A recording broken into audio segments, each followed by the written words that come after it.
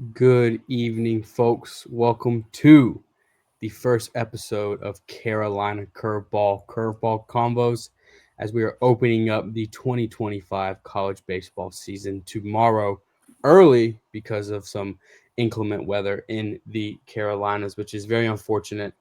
It kind of seems like every year with this kind of happens, which is not normally the best, but is what it is. So first off, let's all introduce ourselves. My name is Kason Rameli. I am one of the founders of Carolina Curveball. I am from Raleigh, North Carolina, but do not get it twisted. I am not a part of the Wolf Pack. I am a pirate from East Carolina. I went to school in Greenville, graduated with a major in sports management, and had just a fantastic time there. And cannot wait to kind of see what Carolina Curveball has in store this season. This is our second full season. I spent 2 years under the great Stephen Igo, who is in our comment section at Hoisted Colors, which is a part of 247 Sports, covering all East Carolina athletics, and decided to start my own kind of path. And Carolina Curveball created, and then we all came together. The six of us, only four of us are on right now, so I will let Braxton introduce himself and kind of talk about how he is here. Yeah, thanks, Kason. My name is Braxton Baldorf. I got started with Curveball around this time last year. Before that, I was a collegiate baseball player myself for 5 years, for the Division II level, and one with one of our programs here in the Carolinas, USC Upstate, that some of y'all will know. Um, and yeah, I'm living in Raleigh now. I obviously met all these guys in Raleigh. We met. Kason didn't mention this, but we all went to high school together here in the Raleigh area. Well, most of us at least.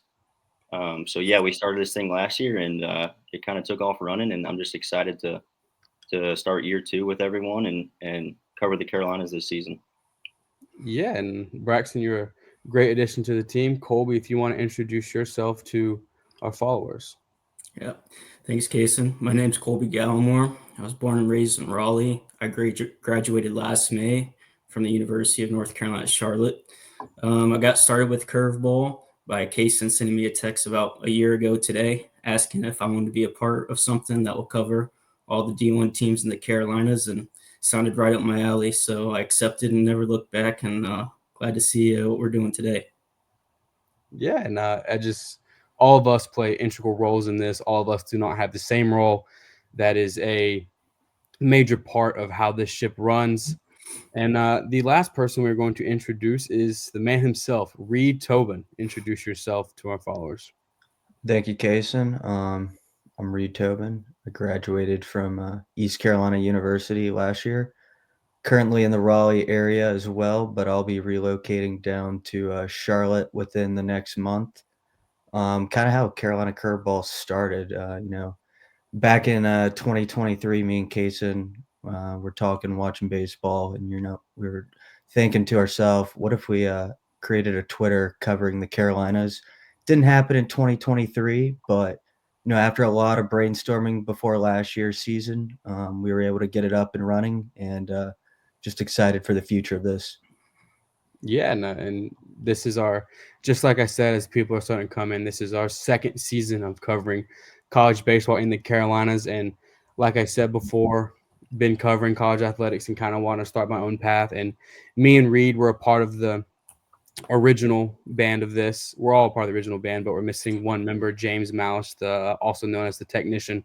Me, him, and Reed went to East Carolina, and we spent time in the ECU Joiner Library, not doing a lot of study and doing a lot of making graphics and looking up baseball stats and kind of coming up how we want to do this exactly. And we went with a whole bunch of different avenues. Kind of, do we want to cover just ACC, SEC, mid majors, Big South, and I think it was Reed who said, "What about we just do all the programs in the Carolinas?" And then we kind of sat there and thought, and we're like, "Hey, how many teams are there when there are 28 teams in North and South Carolina?"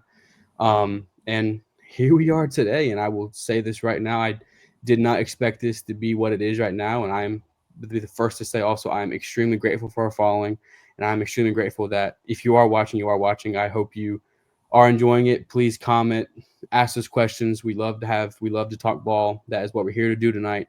That's what we're here to do all season. And for the rest of the year, we're going to have our Curveball Convos every Thursday night at 9 to 10 or 10-ish, kind of however long the conversation goes.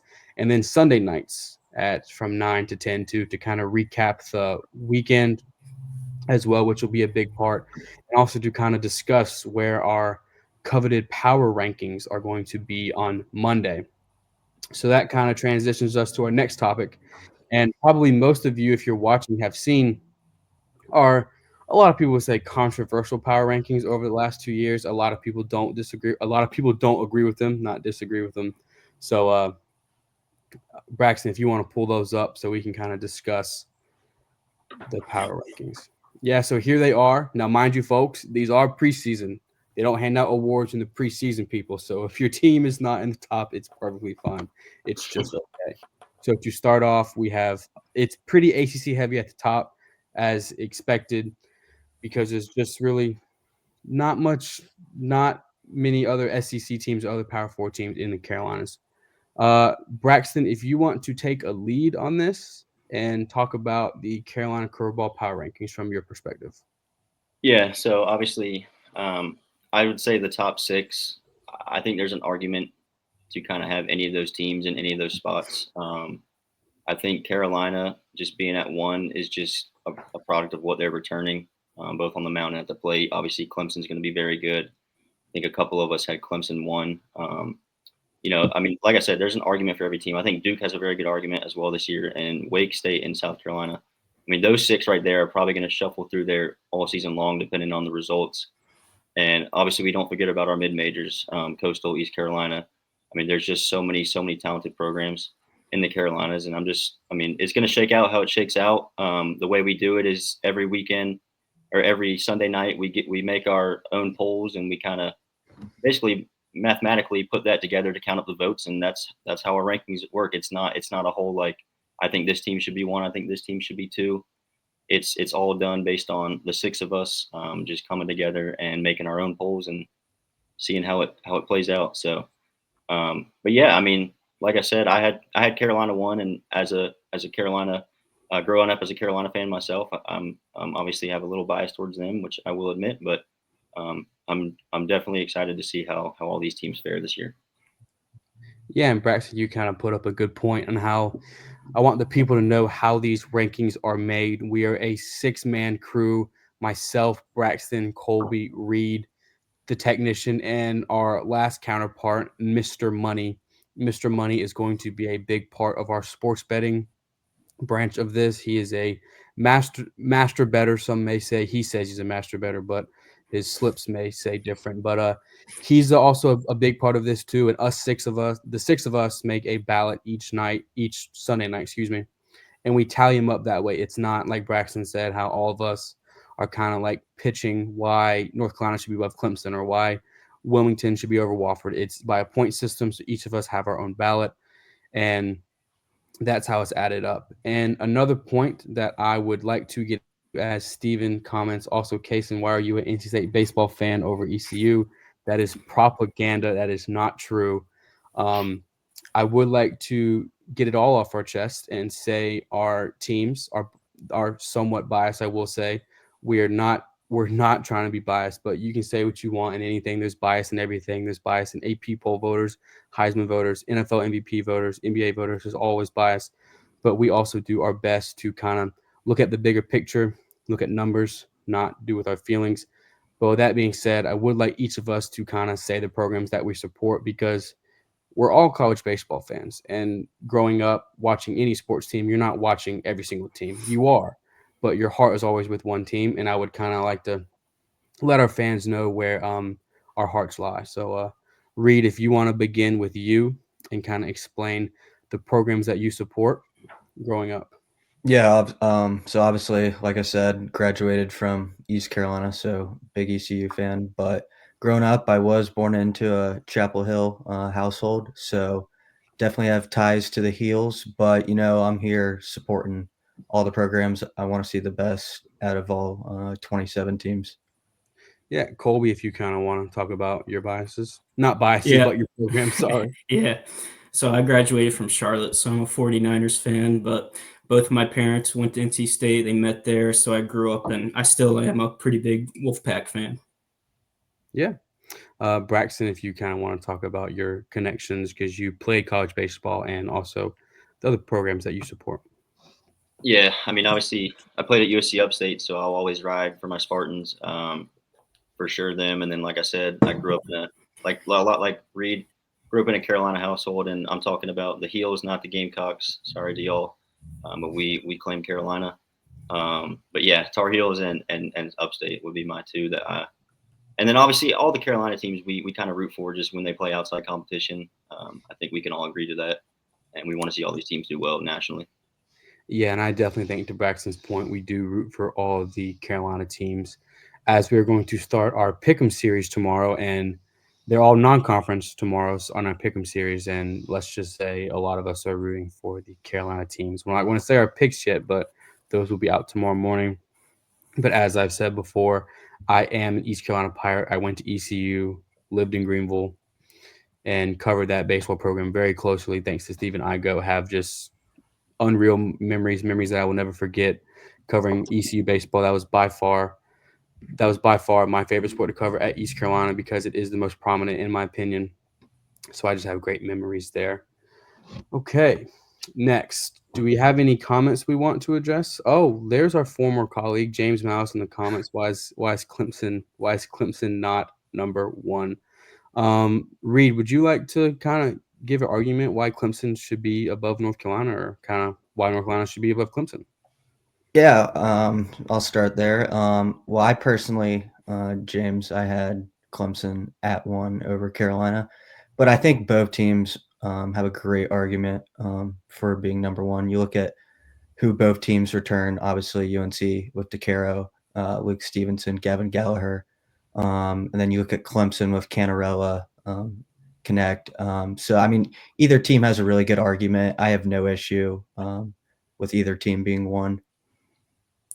Yeah, and that is for sure a logical argument. As Steve, let's kind of address this comment from Steven earlier. What non-conference series between two teams from the Carolinas are most intriguing? Braxton, would you like to take this one? What kind of non-conference series are you looking forward to as we get into the 2025 season? Yeah, I mean, I think it starts off with this weekend. I would definitely say App and Queens. I think that's that's the only one that we have that are between two Carolina teams this weekend. So I think we'll have an eye on that one just as the curveball, being the first one of the year. I think it's being played at Hickory in Hickory, North Carolina, so a neutral site. I do want to see how Queens does. Obviously, having a tough year last year, and obviously App State losing some guys to injuries. So I would say that one right away, and then later down the year, obviously North Carolina ECU is going to be a big one that a lot of our fans, our ECU fan base that follows us, as well as Carolina's a great big fan base. That series every year is just what we all look forward to. I think in our inner circle and everyone in the state. So I'm just really excited to go attend those games and see how that one plays out. Yeah, and I think some Carolina Curveball staffers might be at that game. Is that true, or at that series? Is that true, or what? Yeah, I think we'll all be there, I assume. Yeah, we're definitely going to make it a goal this season to try to get to as many of the programs as we can in the Carolinas.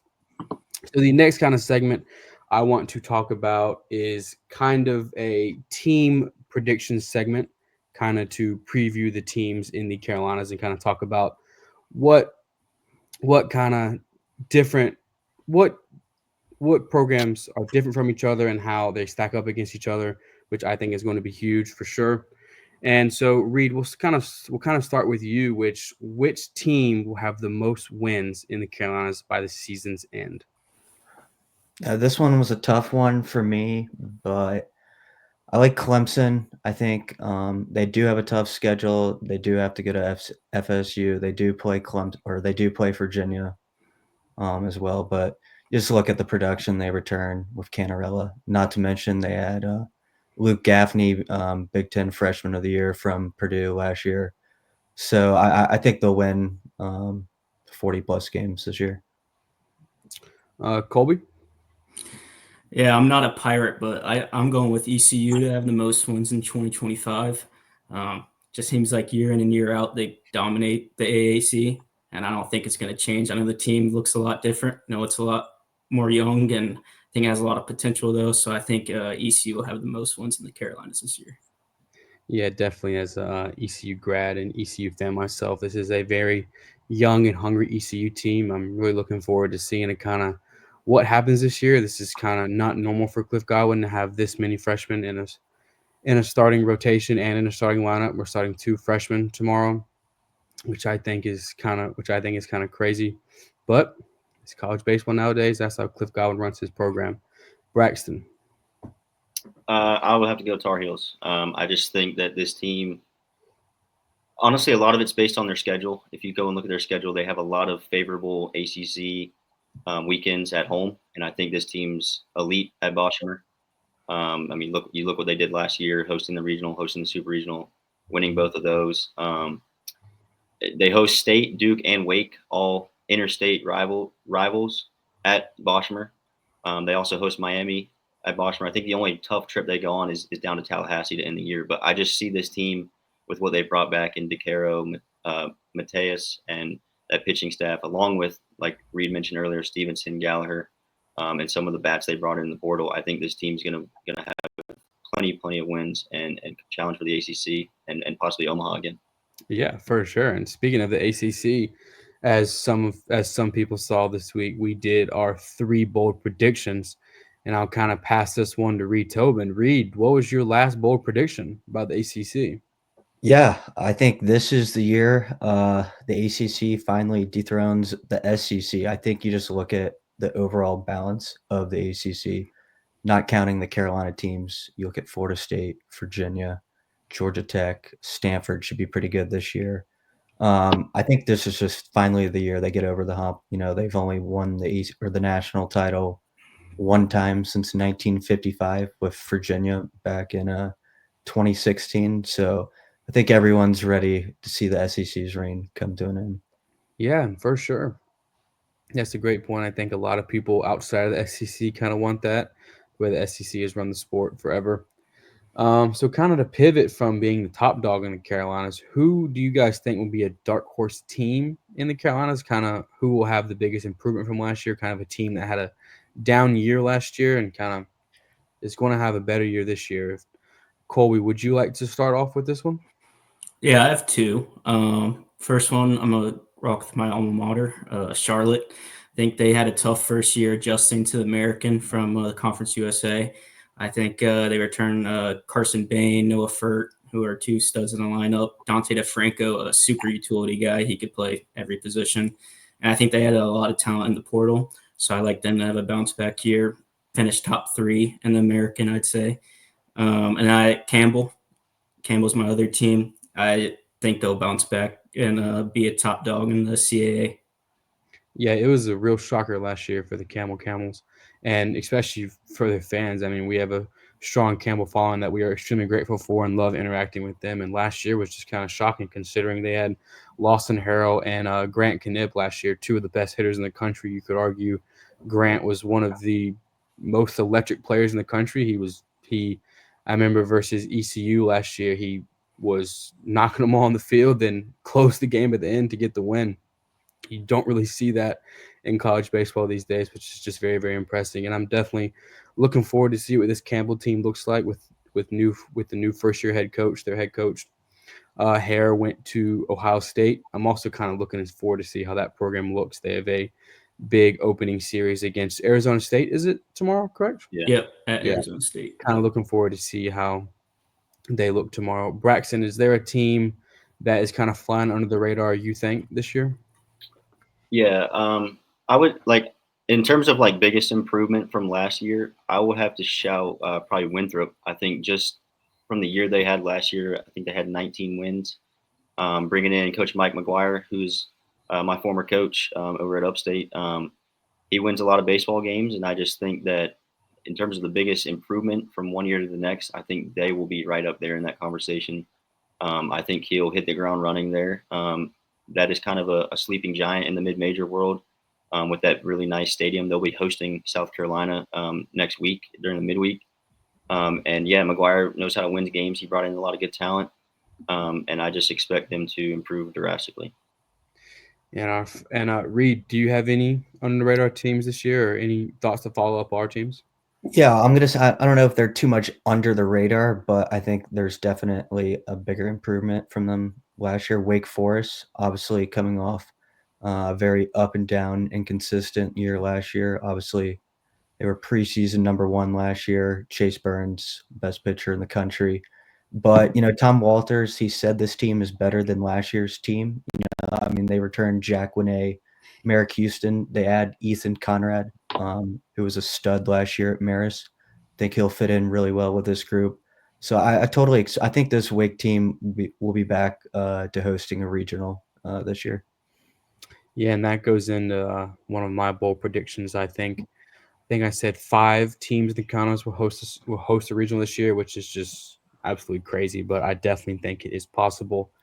And as we shift to our next segment, as kind of predicting some stat leaders in the Carolinas, Braxton, can you pull up our all Carolina Curveball preseason first team? So last year we did it too. This year we did it. We made a first team all Carolina Curveball, which we think are the best players at each position in North and South Carolina, as well as pitchers and relievers. And I think this team could win a national championship, no problem. I mean, when you look at this team, they have unbelievable power, unbelievable pitching. And we're going to have a little question for you fans at the end of this segment to kind of get your take on this, as Braxton pulls it up right here. And our preseason player of the year was Cam Canarella of Clemson. I mean, everyone remembers his catch was just unbelievable. Cannot believe that catch. And I think it was between him or Ben Miller, Colby, if I'm not mistaken, for player of the year. I mean, Ben Miller, Duke third baseman. He is a transfer from Penn. We transferred there 2 years ago, I think. This will be his second year at Duke. I think Yes. last year was his first. So he has been just absolutely phenomenal. Just one of the biggest power hitters in the country. And Braxton or Colby, do one of you kind of want to take the lead on who are some names that stand out to you on the All Carolinas preseason team? Yeah, I'll start. Jacob Duden, reliever for NC State, had a tremendous freshman year last year, all year, and then really showed himself in the super regional against Georgia in Athens.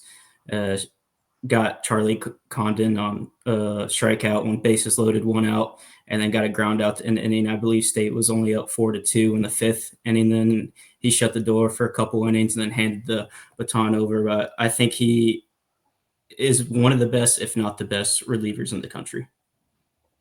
For sure. Braxton, would you like to follow up anything on that? Yeah, I'll stay on that side of the ball. Aiden Kanak, pitcher of the year. I mean, obviously, he's one of the best pitchers in the country. I had him as one of my bold predictions to lead the nation in strikeouts. I think this guy's going to take a big jump. I mean, from what he did as a freshman, throwing 80-plus innings, striking out over 100 batters, I think he will have another jump from that and just show that he's a pro-ready arm. I think he'll start on Fridays for Clemson all year long, and that's why we kind of all consensusly agreed that he would be the pitcher of the year this year in the Carolinas. And then one other name I want to throw out there is Tanner Thatch. I mean, with what he did last year at Wilmington, hitting 27 home runs, I think many of us will probably have him as the predicted home run leader again this year. But that, I mean, what Wilmington's doing down there with him coming back, some of the arms they got coming back, I expect them to be very good as well. Yeah, for sure. And Braxton, if you want to address James Mouse's comment about one of our utility players on the All Carolina team. Yeah, Kobe Croft. Yeah, so Kobe Croft over at Winthrop, former teammate of mine actually at Upstate a couple years ago. Had a great year at Upstate last year under McGuire, hit 350. I think he had 20 pumps. Just a phenomenal player. He's going to do big things for Winthrop. I mean, he got there late in the fall and he was tabbed as the preseason player of the year in the Big South already. So, I mean, he's proven in the Big South. And I actually have him as the RBI leader when we get to that. But I think he's going to do a lot of big things for Winthrop and be a big reason why they're going to be under the radar a little bit.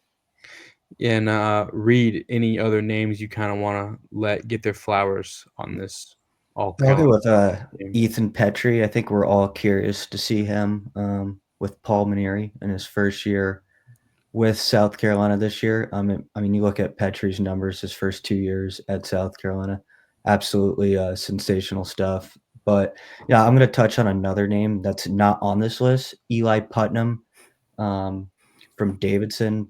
Plays a little first and third base. Batted 352 last year, 16 homers. Starting to see his name pop up on a lot of draft boards, so I'm pretty excited to watch him play this year. Yeah, and I'll kind of round this discussion out and kind of open it up for kind of debate, because during us making this team, this did take us a good while. And I will say the last position that we filled was the third outfield spot, which Riley Johnson from East Carolina is in. I'm not going to lie, I kind of pleaded his case to be on this team because I do think he is one of the best defensive outfielders in the entire country. You could argue he has one of the best gloves in the country. He is just an unbelievable athlete, one of the fastest players in the country. But I will say he is coming off double shoulder surgery. It is not 100% yet, but he is out playing. Do expect him to start tomorrow for sure. And I just think he's an absolutely unbelievable player. And another player that we kind of haven't really talked about, Greenville native relief pitcher Matthew Mateus from North Carolina, just an absolute workhorse for the Heels last year. I mean, I think I watched a good amount of Carolina games last year, and I think every game I turned on, he had an appearance in. And I think he's just an unbelievable talent. Braxton, if you kind of want to talk about him and what he means to that Tar Heel team. Yeah, I mean, he's the first guy out of the pen in any kind of high leverage situation. I mean, you look at his numbers; he had 12 wins last year out of the bullpen, which is just insane. But yeah, I mean, he's going to be that guy again this year. He has wipeout stuff. He struggled a little bit in the postseason, but he was still good when they needed him to be. And I fully expect him to get a ton of more innings this year and be that guy for them that can just shut the door. Yeah, and Stephen Igo asks, are there any freshmen to watch this year in the Carolinas? Colby, do you have any freshmen you have your eye on this season? I have two from state. Outfielder Ty Head is a freshman. He was a consensus top 50 recruit. I think the path is open for him to claim an everyday spot, depending on how the first few weeks go. I think he has the potential to be a stud. And then pitcher Anderson Nance on NC State as well. Watched the interview Avent did this week, and Avent raved about him. And Avent doesn't usually do that about freshman pitchers, so keeping an eye out for him too. Yeah, and I'll kind of say a freshman that has my eyes is I think a lot of people have heard about, especially the ECU crowd. If you're watching, freshman Sean Jenkins. I mean, I have heard nothing but glowing things about him, and just kind of like Colby said, kind of how Elliot Avent talks about freshman pitchers. You don't really hear it that much from Cliff Godwin, but Cliff Godwin has spoken very highly of him. And I have heard my good friend Stephen Igo talk to me about him a good bit, just talking about how dominant he is at 17 years old, which is absolutely unreal. So I'm really looking forward to see what he does this weekend for sure. I just cannot wait to see what he does. I've heard people kind of heard him in the same sentence as Trey Savage and Gavin Williams. I want to be the first to say, let's kind of pump those out and let him kind of feel himself out. This is his freshman season coming out of high school. I definitely think there will be workload issues, or he'll definitely take a week or two off, because I don't think you can go from being in high school to then pitching Trey Savage 90-something pitches a season your freshman year. I just don't think that's possible unless you're the West Virginia pitching coach last year, like in the UNC regional. How many did that kid pitch versus Carolina? Like 140. Upwards of 140 He pitches. laid it all out there for sure. I mean, he laid it all out there for sure. And another throwback, when ECU played Queens 2 years ago, the Queens pitcher, I think, threw around 142, around the same. And he was holding it tight to ECU. That was a crazy game in Kannapolis, near where the Queens Royals play. Are there any other final comments on the Carolina Curveball all preseason team, boys? I just wanted to give a shout out to the two catchers on the list. I think they kind of get overlooked. Caden Bodine and Luke Stevenson. two All-American level catchers that will be behind the dish for their teams all year. I mean, you look at Luke Stevenson, who really kind of broke out late last season as a freshman. He's going to be a very good left-handed bat and also a very good defensive catcher. Bodine and Barthel both are going to be kind of the heart of that Coastal team if they're trying to make some noise this year. And I expect them to both put up very big numbers in the Sun Belt. Yeah, and that's one thing that one team we have not talked about this tonight is the Coastal Carolina Chanticleers. They have two All-Americans. I think Bodine was a first-team All-American, or Barthel was. One of them was, according to D1 Baseball. I know they were both first or second team.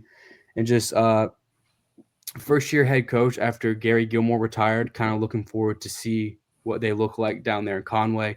I know the Pirates host them in a couple weeks, which is going to be huge. Looking forward. Me and Reed, I know, are going to try to get down to that series, which will be a lot of fun for sure. That's a very underrated team for sure. And as we kind of hit on this Carolina Curveball team, I kind of want to give us a segment where we kind of pick some stat leaders who in the Carolinas we think will be the best at some stats. I think let's kind of start off with everyone's favorite stat, home runs. Who do you guys think? And also in the comments, say in the comments, who do you think in the Carolinas will lead the Carolinas in home runs? Does anyone want to take this first? Feel free to cut anyone off if they want to go first. I think there's one answer. I'll start it. I think we probably might all have the same answer, but Tanner Thatch down at Wilmington, 27 homers last year as a sophomore. I think he hit 18 his freshman year. I mean, I could see him having 30 plus this season. Colby? Yeah, I had Thatch as well. I have him for RBI too. I just think he has a bunch of power for raw power and can use all sides of the field. So I'm going with Thatch. Braxton? Yeah, I went with Thatch as well. I think it's just he hits too many. I mean, 27 in that conference as well. I know it's a good conference. It's not the SEC or ACC though, and I just think that it would be interesting to see. I don't know. I know Wilmington has a new park. I don't know if it's the dimensions changed, but either way, I mean, he's gonna hit the long ball for sure a lot this season. I would anticipate. Yeah, I think that is a good choice, but I'm going to go a different way. I'm going to go Ben Miller of Duke. I think he has just unreal raw power. I will say no knock on the CAA, but the pitching in the ACC, I would say, is better than in the CAA. So I think Ben Miller will definitely have a tougher task of hitting these home runs. I would say I do like Merrick Houston, but not as in terms of home runs. I do like the ballpark he plays in. That is a pretty small field, I would say. Down there in Winston-Salem, the ball, that is a launch pad. Ball likes to fly out of there. So, yeah, I think we all had some pretty good picks at home run. Next one, batting average. Who do you think in the Carolinas will lead them in batting average? I'll start. I was kind of torn on this one. I had narrowed it down to about 5 or 6 different players. I'm going to go with a wild card here. I'm going to go with Ethan Conrad from Wake. Obviously batted around 390 last year at Marist. Transferring over to Wake this season, I think he'll fit nicely into that lineup. Has a good amount of power too. But I mean, I think you could see him batting 370 plus this year. Do you guys think what do you guys think the average will be or has to be to lead the Carolinas in batting average? Braxton? I would say probably around right under 400, maybe 370, 380, depending on. I mean, you've seen guys hit close to 400 before. I mean, I've seen guys hit over 400 in the SEC as well. So I would say probably around 390, 380. Knip and Drago on Presbyterian both hit over 400. I mean, Nip was injured a little bit, but he was over 400 when he got injured. So, I mean, it just depends. Colby, what are some names that you kind of pop up in your head when you think about leading the Carolinas in batting average? Yeah, I actually went with your home run pick, Ben Miller. He 5th-year player, 6th year in college. His first year got canceled because of the Ivy League with COVID. He just experienced last year at 360 in his first year in the ACC. I just think he's going to continue to get better. So I went with Ben Miller. Braxton? Yeah, I actually went Ben Miller as well. I think just him being a 6th year, he's got over 770 plate appearances, I believe, at the D1 level. He's just been around too long. He knows how to hit. He is a Durham kid as well, which is cool. One little nugget on I like Reed's pick because one little nugget on was it Conrad? Yeah. They're playing Marist tomorrow, so he's actually playing his former team right out of the gate, which is pretty interesting. So I want to see how he does against them, or just in general, in his debut for the D. Yeah, and for sure. And I'm kind of going to follow Reed on that with the name not on this list. It was one of my bold predictions. I do think that ECU second baseman / maybe shortstop / maybe third base Dixon Williams will lead the Carolinas in batting average. I think this is Dixon Williams' team down in Greenville. I think he's a phenomenal player. If you just kind of look at him on the field, he just looks the part. He plays the part, and he speaks the part. I just think he is one of the best players in the Carolinas, and I think he is getting overlooked sometimes because of how great the infield is in the Carolinas. But I definitely think Dixon Williams has a chance to kind of take over because of the lack of hitting in the ECU's lineup so far preseason. They haven't played yet, but I definitely think that he has a chance to kind of make a name for himself in the AAC as well in the Carolinas. In case, and I'll add to that just a little, just the way how he ended last year was really cool to watch. Obviously, thinking about his homer off Chase Burns in that elimination game. I mean, he was sensational, that regional. Yeah. And let's do one more pick, and let's do it around pitchers. Who do you guys think will lead the Carolinas in ERA, and then the second one will be strikeouts? Yeah, I'll start. I have the same one for both, and it's our preseason pitcher of the year, Aiden Eck. Just think he's going to improve on his stellar freshman year, and I think he's just a stud. Respect to that. Reed? All right, I got Jason DeCaro for ERA. I'm going to go Kanak for strikeouts. Obviously, he had over 100 plus last year as a freshman. I know that was one of Braxton's bold predictions that he'd lead the country in strikeouts. I agree with that. I think he'll have upwards of over 130 plus this year. Braxton? Yeah, I obviously went Connect for strikeouts. I'm actually going to go Charleston's Friday night guy, Jake Brink, for ERA. I think this guy, from all the interviews I've heard about him, he's looking even better than last year. So he'll throw tomorrow. I expect him to just put up zeros all year for that team. That's an interesting team to watch this year. Obviously, with them getting snubbed last year, the pitching staff that they have, especially on the weekend, is lights out, and they lost a little bit of offense. But I fully expect some guys in that lineup to step up and them to contend in the CAA, no doubt.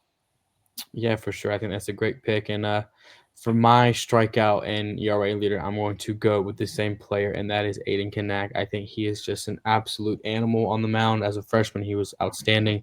And I think just the sky's limit for him this year, just as you all touched on, just the talent he has is just absolutely unbelievable. So as we kind of transition here to kind of preview the weekend slate, Braxton, if you kind of want to pull up the 5 games that we are going to discuss, well, the 5 series. We also have a massive slate loaded up, ready for y'all tomorrow morning. Just cannot believe college baseball is here. I mean, it's just crazy. I mean, football season flew by, and this basketball season isn't so much fun to me personally. Colby, Reed, do you have anything to say on the college basketball season? Yeah, it's over. Just ready for tomorrow. Colby? I think the only team in the Carolinas that care at this point is Duke. So Hold on. The Pirates on a 2-game win streak. CJ Walker scores 30 a game for the Pirates. Don't sleep on the Pirates. Hey, shout out to UAB the other night ago. I don't even know if Charlotte has a AAC one yet. Oh, it's bad. Oh my gosh. Braxton, any USC State basketball? Man, back when I was there, we used to get out at the Hodge and make it pretty interesting. But I don't think they're doing too hot this year. But they've been decent in the past, so I keep up with them every now and then. But I don't think they'll be making the tournament now. All right, and as Braxton pulled up the graphic we posted this morning, 5 must-watch series in week 1. This is also going to be our pick'em series. Just to clarify, these are not the only series this weekend. These are just 5 ones that we wanted to highlight. Colby, we'll kind of let you take the lead on the first one. Northeastern at Charlotte. Yeah, Charlotte opens their season tomorrow with a tough series, obviously hosting Northeastern, who's usually a top dog in the CAA, the same conference that Wilmington, Campbell are in. It's going to be tough. It's a good test to see how much they've improved from last year and seeing what the returners can do and the good guys they got in the portal. Yeah, and that's going to be a good series for sure. Be sure to tune in tomorrow to check in on our picks. Braxton, would you like to check in on USC Upstate and facing a ACC opponent in Boston College? Yeah, obviously that's a big series for Upstate. They like to challenge themselves early. I know that Coach Kane Sweeney, who's the first year guy down there, kind of got handed the keys to that program when McGuire took the Winthrop job. But I promise you, Kane will have that team ready to play. Boston College is a scrappy ACC team, so they're going to come down there wanting to win a few games as well. It should be interesting though. Upstate went through a field kind of renovation last season, and their dimensions got a lot shorter. So you were seeing balls fly out of the yard. I think their home run total like doubled from when the year I was there, which is crazy because you used to kind of play as like a little bit of a graveyard. But it'll be interesting to see. I think there's gonna be a lot of home runs if the weather's good. But I'm really interested to see how they do on the mound, and as well as some of these younger, newer bats for them. But I'm really excited to watch the Spartans tee it up tomorrow. For sure. It's going to be a series to watch for sure. As Steven Igo comments, Colby, me and Colby might have plans on Saturday now. ECU at Charlotte this weekend in Halton Arena. Should No, be we a don't. game. Colby, you don't want to go? No, ECU minus 11.5, probably the line of that game. Well, last year, Colby, me and Steven actually went to that game, traveled to Charlotte for the day, and I think this was the game before they hired Fern as head coach. Oh yeah, probably sealed the deal. So I don't know how it's working out. It's not working out very good. Yeah, there was some good memories. Me and Steven were under Halton Arena trying to find the media room to get food, and we got denied. And we finally got in, and they didn't have single serve drinks. We had to pour our Sprite out of a 2-liter with no ice, so it was warm Sprite and ground beef tacos at Halton Arena. That just went to show the outlook of the game. Sorry, that was kind of off topic, but this is kind of a scarring memory in Halton Arena. Reed or Braxton, would you guys like to touch on Charleston, the VCU series? Two teams. VCU was a tournament team last year. They were in the Greenville Regional last year and shocked the world by beating Wake in the first game. I remember being there watching that game myself after ECU took a massive loss to Evansville. I remember being up there with Steven, and Steven was like, yeah, I'm going home. I'm not staying for the Wake VCU game. And I was like, you know what? I have nothing else to do. Might as well stay. And I think I was one of 10 people in that for that next game. It was just me and the parents of each team because all the ECU fans left because they were so angry. And I just remember the VCU starting pitcher, last name Gordon. Forgive me for not remembering his first name, but he pitched, I think, 7 shutout innings to start. And then their All-American, Brian Curley, who's now at Georgia, down there in Athens, he was one of the best relievers in the country, came in and just shut him down, and they beat Wake. And I remember sitting there going, what in the world is going to happen? We're about to see Chase Burns and Trey Savage Saturday at 12 noon on ESPN, one of the most electric games ever. But this is a good VCU team, experienced team. They were a tournament team last year. And on the flip side, Reed, if you kind of want to talk about Charleston and kind of the fire they have in them this year after how their season ended last year.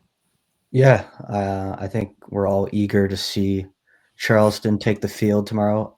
Obviously, coming off the major disappointment in the snub, winning 43 games last year, being the first team left out of the field. I certainly think we all thought they were going to get in. certainly they did too. But they do lose some key pieces in that lineup. Cole Mathis included, but they do bring back Avery Neves. Pretty good pitching staff coming back. Obviously, Aiken out of the bullpen and Brink starting tomorrow night. So I'm looking forward to seeing them play this year and seeing them hopefully make the NCAA tournament this year. Yeah, I know they're looking for a bounce back for sure. I really cannot wait for that series this weekend. Two really good teams that will make a push in the A10 and the CAA. And Braxton, I will leave the next series to you to talk about a big time series. And I think someone in it might have been me for our conference predictions picked Texas Tech to win the Big 12. So Braxton, kind of take off on this series. Yeah, Texas Tech coming into Chapel Hill. I think they're actually playing a doubleheader tomorrow now, which is kind of interesting. But I do expect it to be a tough set of games for the Heels. Like you said, Texas Tech, they seem to be kind of. I know they've hosted regionals in the past few years down there in Lubbock. They're a good Big 12 program. They've been around that league and up at the top of that league for a while. But I think the Heels being at home should expect to win the series. Like we've talked about all episode, like the Heels with what they're returning.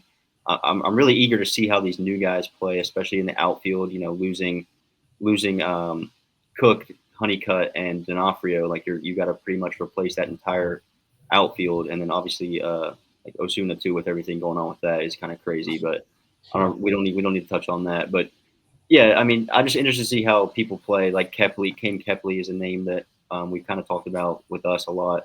The transfer from Liberty. So really, just kind of seeing how they perform is what I'm interested in. I'm trying to go to the Saturday game if weather permits. But yeah, I mean, it should be a good series. I heard late in the year last year that we were hosting Texas Tech to start the year, or maybe it was early fall. But I was really excited when I heard that. So we'll see if there's any Red Raiders out there. But we're looking forward to it. Yeah, for sure. And before we get to the final series, there seems to be some commotion in the comments. Colby, do you know ball? I think Jack Parzon. I don't know ball. Colby. I think Colby knows the most ball in this right here. So we'll say that right. Interesting comments about Woodard. Do you see that? Yeah, Woodard is from Albert Nevins. Woodard is a terrible coach. Charlotte's going to get dogged by Northeastern. Steven Igo goes, nobody makes pitching changes more than Woodard. Dude wears out a path. Dude wears out a path to the mound. That's pretty funny by Steven Igo. Colby, any comments on those on your alma mater? I agree with Stevens. It does seem like Woodard goes to the pen a lot. Yeah, that's pretty great. Steven, more pitching changes by Woodard or Cliff Godwin? That is a good one. Reed, who do you think makes more pitching changes? Cliff. Huh? Cliff. He starts sweating in the 5th or 6th inning, but he doesn't have Danny Bill this year or Eric Ritchie to go to. So, but he's going to create his own winter. He's going to create his own version of Beal this year, from what I've heard. Yeah. I don't know who it's going to be, but it's going to be Ethan Norby. Oh, that's fine with me. So, well, it's fine with me too. But when we get to May and when his arm's dangling off, it's going to be fair enough for the Pirates, just like it was with Danny Beal and Wyatt Lunsford Shinkman. As Albert Nevins with a very, very, very wild comment. Surprised Cliff is still at ECU. Honestly, how many more times can he host a regional and lose? That is a very, very kind of out there comment. I definitely don't agree with that. I think if you win 40 games like the last 5 or so years, I think that's enough for you to stay a head coach at a university. As we go kind of pivot back to the 5 must-watch series, the last one, Campbell at UC Santa Barbara. Just like we said earlier, we're really looking forward to see what this Campbell team has in store. They don't return a good amount. They did lose Lawson Harrell and Grant Knipp, but they do have Dalen Thompson, who is kind of a strange portal story. He entered the portal for Campbell as soon as Justin Hare left to go take the Ohio State job, then committed to NC State, then kind of Colby, do you kind of want to touch on this? Do you know kind of a strange situation with Dalen Thompson, NC State, and Campbell? Yeah, I'm not certain. I believe it was a grades issues. Okay, so he is back at Campbell. We expect him to do big things this year. He's a phenomenal player. He's definitely on the CAA watch list for first team. As Steven Igo kind of claps back at him, he's only lost 2 home regionals in 10 years. Albert, way to put Albert in there. Reed, any comments on Campbell and UC Santa Barbara? Yeah, I'll touch on that just real quick. It's going to be pretty interesting. Campbell, I think, will have the last game of the day tomorrow night. They'll be going up against Tyler Brebner on Santa Barbara, and he was a first-team All-American last year. So I think it'll be really interesting to see this Campbell offense, new coach, take them on tomorrow night. Braxton or Colby, any comments on Campbell and UC Santa Barbara? Yeah, it should be. Oh, you can go ahead. Yeah, I was just gonna say I like the Dalen Thompson shout. Like that whole story is interesting to me. But that's a big return for Campbell. We didn't touch on it, but I had him leading for steals in Carolinas this year. I think he's going to get on base plenty and steal a lot of bags. I think he had 20 last year. So that was my pick for that. But I am interested to watch Campbell, especially late night, them being on the West Coast. I think that's cool for them. Obviously, they played them at home last year, I think. But first year coach Chris Marks, I know that he's kind of a Campbell guy. I think he was at Purdue the last 4 or 5 years, but we're all looking to see how he does. I know Campbell fans are excited to have him back. But we will see. We will see how they fare. It's a tough first series to go to Santa Barbara, who's an experienced West Coast squad. I'll leave my pick for tomorrow, but we will see. Colby, last comments on Campbell, UC Santa Barbara. Yeah, I think Dalen Thompson's a stud. I was really excited when he committed to state. And what I said with the grades, I do not know if that's true. That was just a rumor that I read on Pack Pride, which shout out to Steven. I know he loves the guys at Pack Pride. So they could totally be wrong, and I apologize if that's the case to Dalen. But yeah, he's a stud. I'm looking forward to watching him continue to rake for Campbell. It's just going to be a fun series, return series. Obviously, Campbell took 2 out of 3 last year, I believe, in Bowie's Creek, and just excited to watch that one. Yeah, no, we're really kind of looking forward to tomorrow. Braxton, kind of, do you kind of want to announce who's doing doubleheaders tomorrow? Do you kind of want to read off which teams have doubleheaders? Because I know we have a lot of schedule changes in the Carolinas. So, so I think there's 11 now as of right now. I mean, it could change tonight. Probably not this late, but you never know with college baseball. So it looks like State is the earliest one, starting at 11. I think Asheville has one at 11 as well against Fairleigh Dickinson. ECU is doubleheader. Is that right? Yes, sir. Tomorrow. Sorry, against Wolf. The Heels, Charlotte, High Point, Winthrop, Gardner Webb, A&T, Presbyterian, and Wake. I think those are. I think I may have missed one, but there's a lot of baseball tomorrow, which is what we've been wanting. So we're going to get it right on day one. Hopefully we still have enough games on Saturday and Sunday to have something to watch, which I'm sure we will. But we will see how tomorrow goes with a lot of innings being played. Yeah, I'm very curious what Sunday is going to look like. It kind of opens the window to watch the Daytona 500, watch Martin Truex get a win down there in Daytona, and also watch the final round of the Genesis, which I know a lot of people are watching too. Any other closing comments on tonight? This is our first podcast tonight, and just want to thank everyone for coming out. If you're still watching, as Albert Nevins loves the chat, kind of show his comment here. I hope Jim Chester has the Gardner Webb Bulldogs ready to go. Braxton, I know you were talking with Monty Taylor, correct, about the Gardner Webb Bulldogs? Yeah. Me and him were kind of going back and forth a little bit on the Big South. I think Gardner Webb will be a very they've always kind of been a scrappy team in the Big South. They actually were recruiting me a little bit when I was in the portal, trying to decide where I was going to go for my last year. So I do know Coach Chester a little bit. They're a solid program over there. I think they're in Bowling Springs, North Carolina. But I expect them to be kind of in that Big South race, 2 or 3, competing for that one spot, and then you never know what could happen in the tournament out there at High Point. So it's a Yeah, for good sure. point. To me, interesting as he follows up his comments with Chase Briscoe winning, and then James Malice says Kyle Busch. Reed, who you got win the Daytona 500? AJ Allmendinger. Braxton, who you got win the Daytona 500? You know better than to ask me that. We are not the biggest NASCAR crowd here, but we do have some NASCAR fans in the chat for sure. Boys, it's been fun. This has been a long time coming. We kind of want to go around the horn here, just kind of last little fun segment, kind of talk about some of our favorite memories growing up watching college baseball, just kind of what memories kind of stand out for you and kind of what kind of drew you into the game. Colby, if you want to start first. Yeah, sure. I went to Omaha last year and in 2021, both times when state has made it. 2021 was obviously more fun.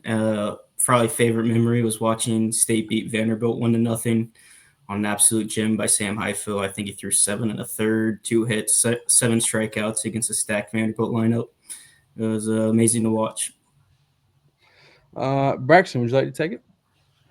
Yeah, I'm actually going to do a little bit of recency bias, but I'm going to go last year's Chapel Hill regional and super regional. I think the atmosphere there was electric. I mean, when you bring a team like LSU into town, their fan base is going to pop out. So I was fortunate enough to be able to be at all of those games when they played LSU in West Virginia in the Super, and the crowds there were just incredible. I'm sure every other regional was very similar to that.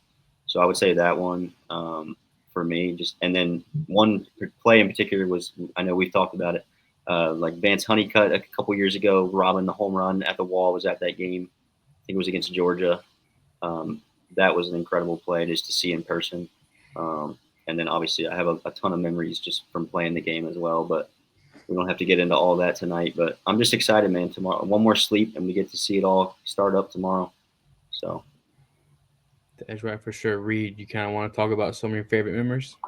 Yeah, I'll go probably my favorite one of all time, 2022, ECU's run hosting the Super Regional against Texas. Obviously, they won the regional.